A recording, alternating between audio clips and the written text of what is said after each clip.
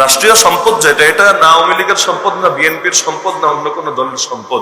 এগুলো হলো সমস্ত মানুষ, এই দেশের সকল নাগরিকের যৌথ সম্পত্তি, যার ভেতরে সকলের হক আছে।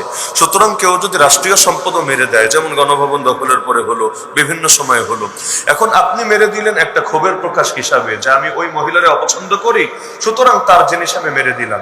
কিন্তু এটা যদি তার ব্যক্তিগত অ্যাসেট না হয়, বরঞ্চ এটা সরকারি সম্পদ হয়, অর্থাৎ যাতে সমস্ত জনগণের হক জড়িত আছে, তাহলে আপনি যে এটা মেরে দিলেন এবং পরবর্তীতে আবার তো কিনতে হবে, স্বাভাবিক, কারণ যিনি এখানে আসবেন তিনি এই জিনিস ছাড়া চলবেন না। একটা ফ্যান খুলে নিয়ে গেলেও ফ্যান লাগবে, এসি নিয়ে গেলেও এসি লাগবে, ফ্রিজ নিয়ে গেলেও ফ্রিজ লাগবে।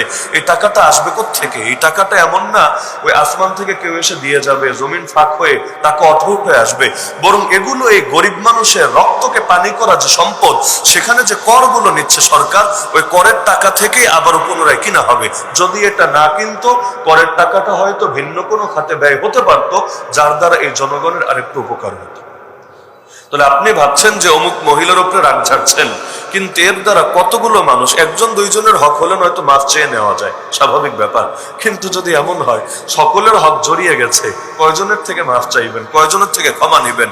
আর একবার মব জাস্টিস শুরু হয়ে গেলে এটার তো আর কোনো সীমা পরিসীমা থাকে না। যেমন উদাহরণস্বরূপ কেউ ভাবলো যে ফ্যাসিবাদের কেবলাকে ঘুরিয়ে দেই এবং